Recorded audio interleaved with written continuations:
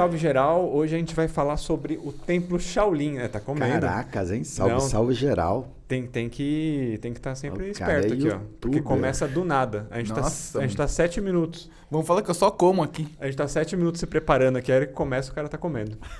Na verdade, eu venho aqui só pra comer. Só pra comer, né? Putz, tem esses pãezinhos aqui. Gourmet, né? Comida de graça, comida de graça. Hoje a gente vai falar sobre o Templo Shaolin e o Monte Wudan. É isso? Monte. Quem que é? É a Serra? Monte, serra. O que é? Conhece bem, hein? Monte. Pode ser montanha? Montanha? Montanha. Qual que é a Pode ser diferença de monte e montanha? Pode ser, talvez o tamanho. O tamanho? É. Não sei. É? Tem Isso algum aqui- geólogo aí? Isso aqui pode ser um monte, ó. Porque um monte pode ser um monte de coisa, né? Então quer dizer que o Templo Shaolin ficava na montanha de Wudan, é isso? Nossa. Não. Essa é uma pergunta boa, hein? Olha Uma só. pergunta boa que revela A minha inexperiência. um certo desconhecimento sobre Templo Shaolin e sobre o Dan. Mas o Márcio tem bastante referência histórica aí sobre o Templo Shaolin. Acho que seria legal a gente já franquear a palavra pro Márcio. Tá Vai aí, bom. Marcião. O Templo Não. Shaolin é igual dos filmes? Sim. É Sim. um Templo Shaolin? Então, tem um original, que é o que a gente vê nesses filmes antigões aí de Kung Fu, que inclusive logo vai ter um episódio sobre filmes de Kung Fu. Aí depois foram surgindo outros, né? Que aí tem no sul da China. Mas, na verdade, eu acho que a ideia da gente falar hoje, bater esse papo aqui, que eu acho que o Templo Shaolin e o Dan, eu acho que eles são grandes bases, né? Pra arte marcial chinesa. Talvez até a arte marcial do mundo, né? Entendi. Vamos começar do começo, então? Vamos. Como que surgiu o Templo Shaolin? O que é um Templo Shaolin? De onde veio o Templo Shaolin? O Kung Fu veio do Templo Shaolin? O Shaolin Soccer foi gravado num Templo Shaolin? Não. Bom, vamos organizar, vamos. vamos organizar a coisa. Primeiro que, assim, historicamente, o Templo Shaolin, ele tem uma vinculação forte com o budismo na China, budismo chinês. Olha que diferença Budismo ele chinês. falando. Ele fala com propriedade, né? Udanshan, que é montanha de Udan, É. tem uma relação muito forte com o taoísmo. Tá. Então, manifestação taoísta, bastante templos e bastante estudo sobre a filosofia taoísta e a religião taoísta está concentrado em Udan. E fica em Shaolin esse estudo mais forte do budismo chinês. Só que ambos os dois aí, tanto Udan quanto Shaolin, ambos treinam e ensinam Kung Fu. Então, são duas regiões muito famosas na China porque têm as suas vertentes de Kung Fu e o Dan tem a sua vertente de Tai Chi também. Então, tem muitas escolas nessas duas regiões. Muitas escolas que ensinam Kung Fu, muitas escolas que ensinam tanto em Shaolin quanto o Dan e muitas escolas que ensinam Tai Chi também em Udan. O nome Shaolin é o templo que chama Shaolin ou é região? E aí É tem- o templo que chama Shaolin. Tá. E você sabe quando foi criado? Quem criou? Por que criou? Ih, que pergunta boa, hein? Eu acho que é a dinastia Song. S-O-N-G, dinastia Song. Isso é mais ou menos anos 600 antes de Cristo. Tem 2.600 anos já. Por aí. A gente vai chegar, inclusive, a contar um pouco de umas histórias, Márcio e eu, que a gente chegou a visitar o Templo Shaolin umas duas, eu acho que eu fui 3 vezes, o Márcio 2. Eu fui 2. E é bem curioso você voltar atualmente nesse templo. Primeiro que ele foi muito ilustrado em vários filmes clássicos de Kung Fu. Sim. Então, quando a gente volta para lá e visita esse lugar, putz, é uma piração, assim, porque a gente vê lugares e espaços que a gente sempre viu em filmes e estar lá é algo bem, bem importante. Mas você tinha perguntado alguma coisa que eu me esqueci agora. Como foi criado? Quem Ah. criou? É que tem um lance histórico importante da cultura chinesa e até do budismo, taoísmo, que Tamo, Bodhidharma ou Tamo, quando ele veio da Índia, ele foi nessa... Não seria o terreno, né? Mas ele foi nessa região onde está o Templo Shaolin. E aí onde diz a lenda que ele ficou dentro de uma gruta meditando durante 9 anos. E essa montanha fica dentro desse... Não é terreno, acho que Essa região. Essa região, mas é que assim, é um lugar muito grande, assim, o Templo Shaolin. O espaço onde está o Templo Shaolin é muito grande. E dentro desse terreno tem essa montanha, que é onde tem, no meio dessa montanha tem essa gruta, que eles chamam lá da gruta do Tamô, que é onde ele ficou meditando. Então, Tamô trouxe para essa região todo esse contexto filosófico, espiritual e marcial para essa região, que é onde foi construído o Templo Shaolin através dos monges. E né? é bem curioso porque Bodhidharma vem da Índia, né? Uhum. E a gente tem a Índia até hoje como um país, uma cultura que tem muito a ensinar pra gente do ponto de vista de cultivo do corpo, né? Então eles têm Sim. a prática da yoga, enfim, tem outras práticas de meditação e outras práticas corporais. A própria medicina indiana é muito forte, a medicina tradicional indiana. Sim. E é curioso quando a gente pensa isso, que um mestre, um monge indiano sai da Índia e traz para a China o budismo, só que ele não traz só o budismo do ponto de vista de estudos, ele traz também uma série de movimentos corporais para melhorar a saúde dos monges que na época estavam na China. Porque ele era um pessoal meio sedentário, não era? Porque ele percebeu que, na verdade, os monges eram um pouco fracos e frágeis do ponto de vista físico. E aí começa com ele ali todo um processo de ensinar alguns exercícios que tinha conexão com... inspirado em movimentos dos animais, já vem daí essa relação.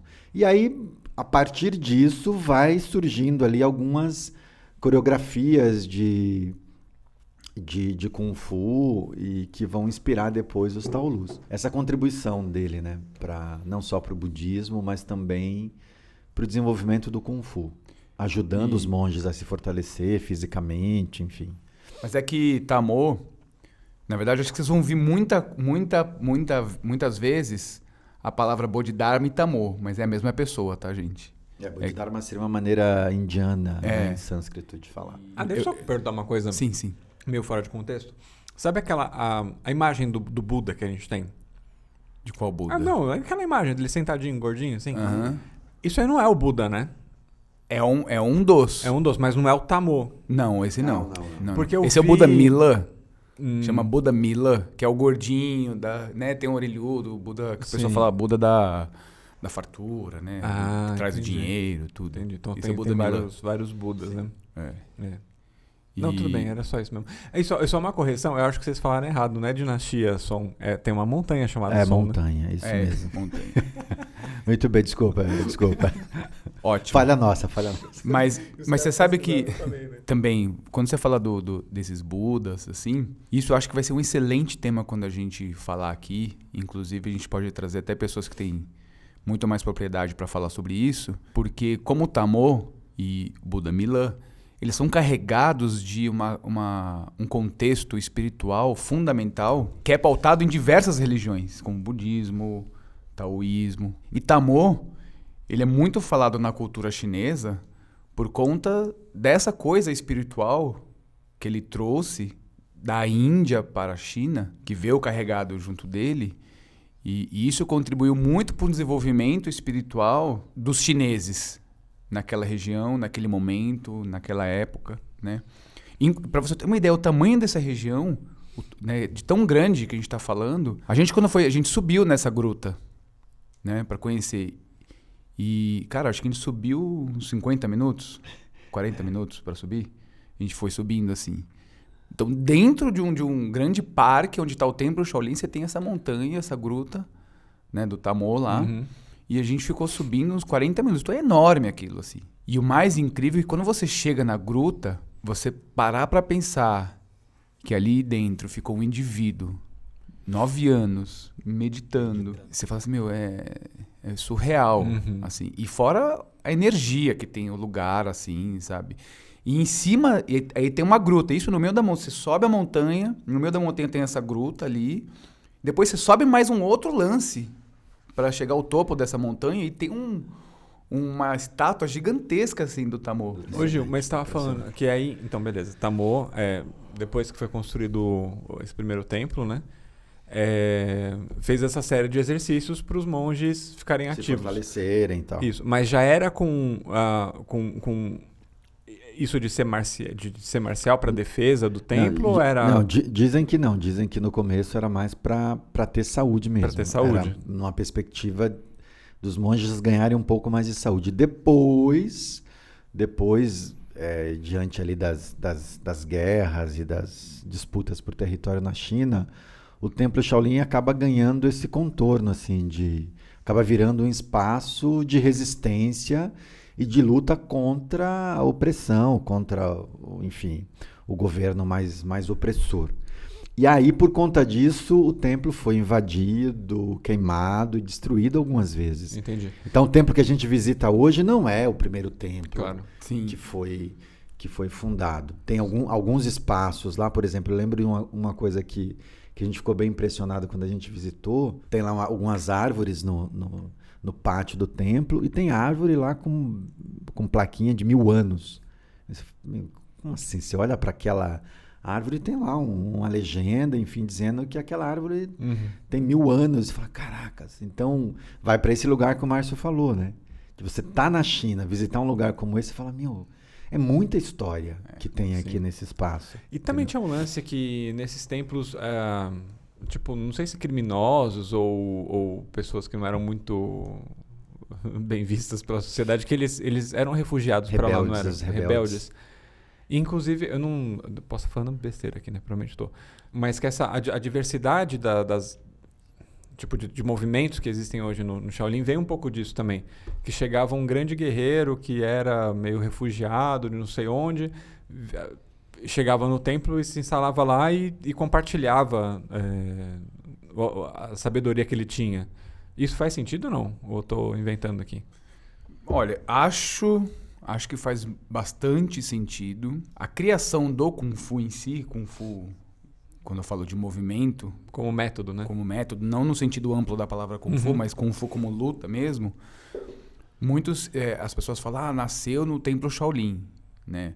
Eu acho que ali, sim, teve um início, né, da prática, mas não foi só ali. Isso de coisas que a gente lê, tem muitas histórias, tem coisas que a gente lê, tem coisas que a gente pesquisa, então acho que tem muito sentido isso que você está falando. Mesmo porque essas pessoas que não eram muito bem vistas, talvez elas não eram bem vistas porque ela estava lutando por algum motivo específico em alguma determinada região da China. Em algum momento o governo falou assim, pega aquele cara, porque aquele cara pode ser um problema pra gente. E aí essa pessoa não bem vista pela sociedade ou por determinado governo... Sim. Se refugiou lá dentro do Templo Shaolin. Então, sim. Então, aquele cara já praticava algum estilo, tinha alguma prática que ele fazia uma troca, enfim, lá dentro do templo. Mesmo porque no Templo Shaolin eles eram budistas. E no budismo você pratica muito a benevolência, né? Então, eu não tenho nada, por exemplo, o Gil é um malfeitor, fez alguma coisa lá na sociedade. Eu não tenho nada contra o Gil. Mas o que você fez? Eu fiz isso. Tá bom, então você está disposto a entrar no templo e se redimir de todos os seus erros, né? Tem vários filmes de Kung Fu que até eles fazem isso. Você se redime contra isso e aquilo, sim, aí raspa o cabelo do cara, né? Você deixa os seus males do lado de fora do templo, as suas angústias, sim, aí raspa mais um pedaço. Então, na verdade, o foco principal do Templo Shaolin era devolver para aquele indivíduo a vida dele diante da sociedade, né? O convívio diante da sociedade, independente do que ele fez. Entendi. Porque ele estava ali como um indivíduo comum. Então, eles não tinham nada contra aquele indivíduo. E sim, olha, você fez isso errado, mas você está disposto? Para ficar aqui, você vai ter que seguir as nossas regras, você vai ter que estudar o budismo. E aí, a partir daí, é muito provável existir uma troca de exercício físico, assim. Sim. Então, acho que faz muito sentido isso que você falou. Eles começaram a documentar e aí, as técnicas, movimentos? Eles começaram a documentar muitos estilos, principalmente as técnicas de Shaolin, né? Tem umas técnicas específicas que são de Shaolin, que aí sim eles documentavam, só que na Revolução Cultural muitas coisas se perderam, né? Porque, enfim, o governo botou fogo em muita coisa. Daqui a pouco acho que a gente vai chegar lá na Revolução Cultural. E você sabe dizer o que é diferente o Shaolin dos outros estilos, assim? Dos outros estilos que não são provenientes do Templo Shaolin, você diz?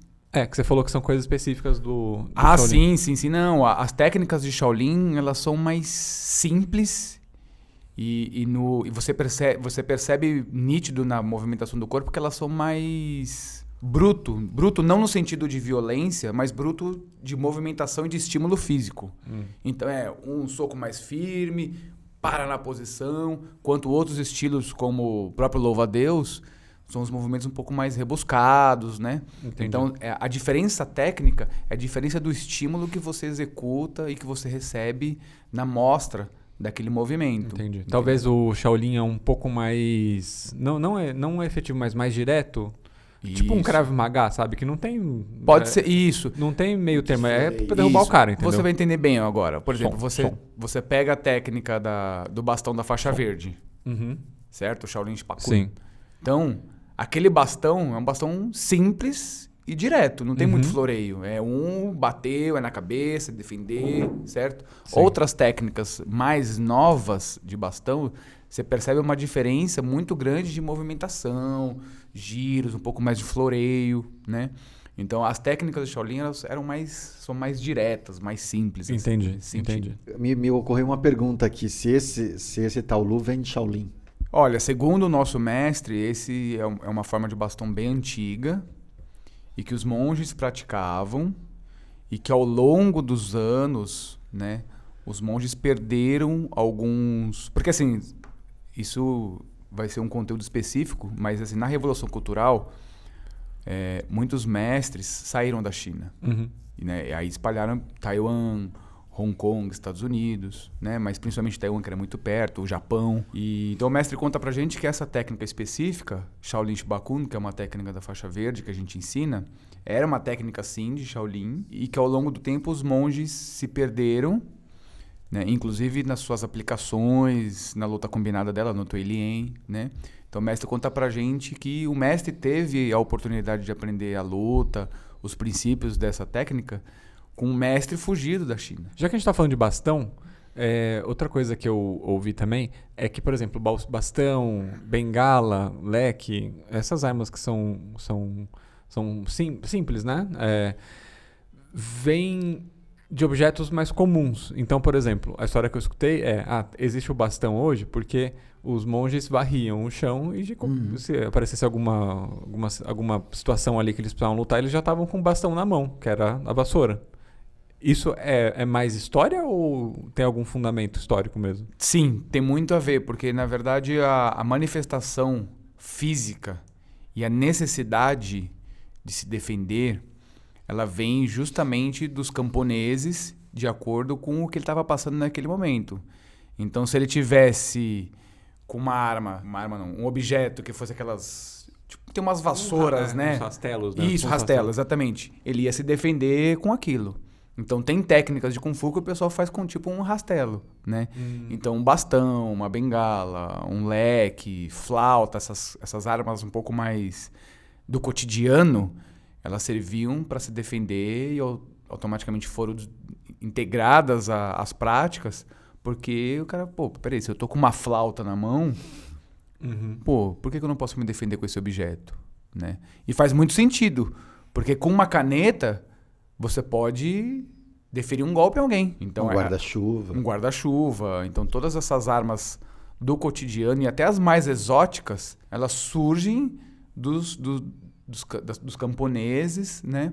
Pela necessidade. Muitas vezes de ferramentas que eles tinham ali Isso, que era o que tinha naquele momento. O estilo Shaolin, né? É o mais importante dos estilos. Foi ele que mais difundiu o Kung Fu para o mundo. Por que hoje ele é tão conhecido assim, né? Não que ele seja mais importante, não é isso. Mas Falou eu acho o cara que... do louva-a-Deus. Não que ele seja mais importante, mas eu acho que o Templo Shaolin em si, ele é o grande, acho que, difusor, assim, para o mundo. Porque você imagina que tinha uns monges que ficavam ali, morando ali, viviam ali. Então, os caras, com certeza, tinham uma técnica apuradíssima. Sim. Então, dali para o mundo que começou a se expandir e ficar muito famoso, mesmo porque os monges antes da pólvora, eram até considerados os invencíveis, né? Uhum. O Shaolin, não que ele seja o mais importante, mas assim, o templo Shaolin em si, não o estilo, mas o templo Shaolin é sim fundamental no início do Kung Fu. Eu perguntei isso porque eu fico pensando assim, em termos de estrutura, né? Quando você fala de Kung Fu, a maior parte das pessoas que não conhecem ou não praticam, fala, puta, Shaolin. Porque talvez seja a única imagem de alguma coisa organizada, sabe? Por mais que as pessoas saibam que existe sei lá, o tigre, que é mais comum, tem alguns outros estilos que são mais comuns, mas como estrutura, como instituição, acho que o Shaolin é o único que sobressai ali. Quer dizer, não sei se como instituição em si, porque como instituição... Não, porque você imagina já o templo, entendeu? Você imagina uma organização, é isso que eu quero dizer, como a instituição isso. Você fala, eu faço louva a Deus, mas é uma coisa mais abstrata, sabe? É um estilo que eu acho que passa mais por via oral, assim, do que você ter um lugar com livros documentando isso, entendeu? É nesse sentido. Acho que hoje o que a gente pode enfrentar como um problema do templo Shaolin é que o templo Shaolin, por conta da revolução, acho que ele se perdeu um pouco no conteúdo técnico, porque na Revolução Cultural surgiu o show moderno, que foi uma coisa voltada para o esporte, esporte de alto rendimento. E mais coreográfico, né? Tirou parte dessa parte de luta, Tiraram um pouco essa questão da Afinal, você não quer uma população que saiba lutar quando você está numa ditadura, né? É bem isso, exatamente isso, entendeu? Então, com isso, dentro do templo Shaolin também ficou tudo voltado mais para o Kung Fu um pouco mais moderno, né? Não que lá não se treine algo tradicional, tradicionalmente falando, não é nem isso, mesmo porque eu nem tô lá, não posso nem afirmar, mas pelo que o pouco de conhecimento que a gente tem, a gente sabe que a técnica se perdeu ao longo do tempo, dentro do templo Shaolin. Porque fora, pela China, a gente tem sim conteúdos super tradicionais, tá? E só um parênteses, quando você fala sobre instituição, acho que a grande instituição que talvez também foi o grande boom para o mundo da arte marcial chinesa foi a Tim Wu. Que isso é representado num filme, né, onde o Jet Li atua. Depois a gente vai falar no nosso podcast de filmes. Sobre filmes. Né?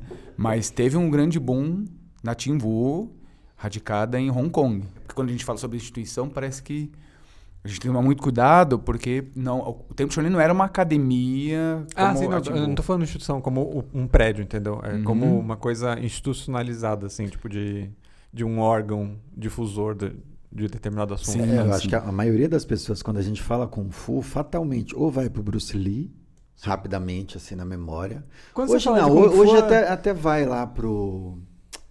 Kung Fu Ip Panda. Man, né? Ou pro Kung Fu Panda, dependendo da idade. Ou vai pro Tigres Ip Man, e Dragões mas também. Geralmente vai pro Bruce Lee ou pensa em monge. E aí, se pensar em monge, pensa em Shaolin. Sim. Acho que o que você está trazendo de reflexão faz sentido, porque acho que é o que está... No imaginário. no imaginário de todo mundo é isso. Então, Sim. do ponto de vista da ideia... De relações públicas. que está correndo aí a bocas pequenas, é isso.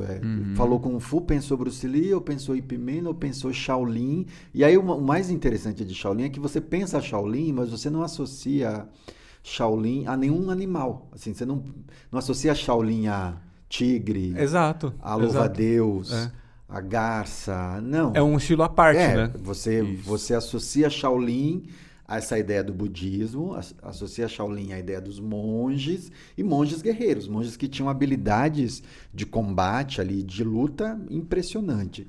Mas eu acho que uma coisa importante para mim, que tem a ver com o que o Márcio falou, que você também trouxe, Igor, que acho que a relevância de Shaolin para a história do Kung Fu tem a ver com a sua posição de resistência na história das guerras chinesas. Tem a ver com um pouco aquela ideia assim de que lado que eles ficaram quando o povo estava sofrendo e estava tendo muito conflito e eles tiveram que abrigar algumas pessoas por conta, para que essas pessoas não fossem mortas ou porque eram rebeldes contra algum tirano. Isso a gente está falando da história geral, assim, da história ou geral, mais recente? Da história geral. Tá. Da história geral. Tipo de dinastias e tudo mais, antes de Revolução. Exatamente, bem antes de Revolução. Então, eu acho que isso é muito determinante para a história do Kung Fu. Então, de alguma maneira, se a gente pensar, caracas, esses caras tiveram uma importância histórica fundamental pro Kung Fu, e influenciam até hoje. Se você pegar, que a gente também vai falar isso no podcast sobre filmes, se você pegar a série chamada Kung Fu dos anos 60, Com o David Carradine?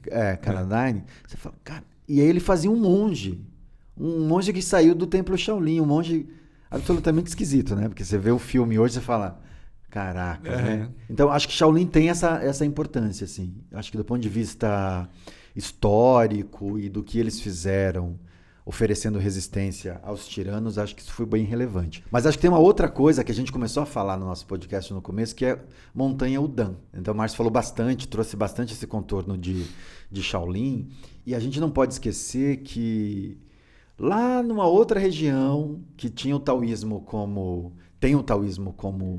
vertente filosófica e religiosa, tem muita gente praticando Kung Fu e Tai Chi. E claro que aí tem uma diferença, né? A turma lá de Udan não entrou diretamente nesse processo de luta e de resistência contra os tiranos. Shaolin se posicionou muito mais e foi mais combativo. Isso tem a ver, inclusive, com a estrutura do próprio taoísmo e com aquilo que o taoísmo defende do ponto de vista de posição no mundo, né? O taoísmo tem uma coisa muito de se recolher e de fazer observações e conexões de desenvolvimento espiritual, não necessariamente inserido no dia a dia ou nas tretas que a sociedade está vivendo. É uma filosofia que tem um olhar para a realidade, sim, mas tem uma busca e uma conexão com o divino muito, muito, muito acentuada. Então, acho que vale a pena só trazer esse contraponto aí. Talvez a gente tenha que falar sobre o Dan no outro podcast, porque tem tanta coisa para falar de Shaolin aqui. Mas, por exemplo, você já foi Udan? Não, então, eu nunca fui. Eu tive a oportunidade de conhecer o Dan também. Vou falar como praticante e turista. Quem tiver a oportunidade de um dia ir à China, vão nos dois lugares, porque é incrível. É incrível. Independente se o Kung Fu que tem lá é bom, se é ruim, se é moderno, se não é, não estou falando nada disso. Estou falando porque é incrível por vários motivos. Questão histórica. Uhum. A construção é animal. Assim, você imaginar que há tantos anos atrás os caras conseguirem construir aquilo de uma maneira tão bonita. Uhum. E a parte energética desses lugares, cara, você se sente e fala, eu quero ficar aqui. Então, falando sobre as diferenças desses lugares, primeiro que é a diferença de construção e geográfica, né? O Dan, eu me lembro que muitos pavilhões do templo lá, dos templos que tem o Dan, é muito nas montanhas. Então você sobe. Então isso já é uma grande diferença, porque lá no templo Shaolin é um plano, né, Gil? Uhum. Assim, os locais de treino. Tá embaixo, né? Tá na base, seria no pé da montanha. No pé da montanha. O pagode chinês, o pagode chinês não é de pagodão. O pagode chinês é onde embaixo fica o túmulo, né, das pessoas ficam enterradas, né? Então é tudo numa estrutura muito plana, assim. Então isso já é uma diferença muito grande. E eu senti que em Udan tem uma coisa um pouco mais mística. Bastante. Da prática. Bastante. Por conta, acho que até do taoísmo. E eu senti uma coisa mais espiritualizada. Inclusive isso tem até no filme do Karate Kid, mas que é de Kung Fu, do filho lá do Will Smith. Com Jack Chan. Com Jack Chan. Que ele vai pra Udan, né, pegar a essência, né? E é bem legal que quando você chega lá, você fala assim, nossa, é diferente, assim, a parte energética, assim, do referente ao Templo Shaolin. E ambos os lugares, hoje em dia, tá bem turístico, né? Não tem, enfim, acho que faz parte, né, para os caras até sobreviverem. Mas acho que faz parte, tá tudo bem. Eu acho que o importante é o que a gente sente dentro da gente. Eu acho que essa coisa que o Márcio trouxe é uma observação bem, bem relevante, porque se você pensar no budismo, quando você vai para o Templo Shaolin, você não vê as manifestações religiosas assim evidentes. Você anda pelo templo, mas isso tá para dentro, assim, tá reservado para os locais que o público não tem acesso. Então, a prática religiosa em Shaolin está bem para dentro do templo. Se você vai para Udan, eu nunca fui, é fato, mas já li bastante sobre Udan. Se você vai para Udan e conheço amigos que foram, Se você vai para Udan, você percebe ali, andando e visitando os templos, que está muito presente a manifestação religiosa. Claro que tem outras práticas religiosas mais profundas que também ficam reservadas para quem está ali mergulhado no ensino. E uma outra coisa também que você falou do místico, né, dessa coisa mística, tem vários relatos também, isso aparece em vários textos, que falam de práticas taoístas que visam transcender, fazer com que você aqui na Terra, né, habitando esse corpo físico, você transcenda. E há quem diga, inclusive, que tem um processo de conexão com os espíritos, tem aí uma parte espiritual no taoísmo que é muito, muito intensa e muito interessante, assim. Uma outra pergunta, voltando ao Templo Shaolin em tempos de guerras, que acho que você comentou que quando a pólvora foi descoberta, né, quando começaram a usar, aí a casa caiu pros monges, certo? Foi bem isso. E por que eles não começaram a usar? Era alguma questão ética deles não usarem pólvora? Porque eles precisavam se defender de alguma forma, né? Se o inimigo está com uma arma melhor que a sua, você vai, de alguma forma, tentar ter uma arma que, né, se equivalha ali.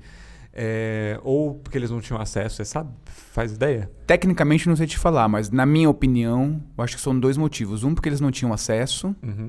Eu acredito. Acho que isso. Também, Mas acho que o princípio. principal era o princípio. Princípio a vida. Se eu sou contra a arma de fogo, se isso surgiu e está matando as pessoas, eu também não vou usar. Agora, só voltando para Shaolin, já que você puxou Shaolin de novo, eu me lembro que a primeira vez que a gente foi lá, eu, Márcio, a gente tava nós 3 juntos, eu, Basílio e Márcio.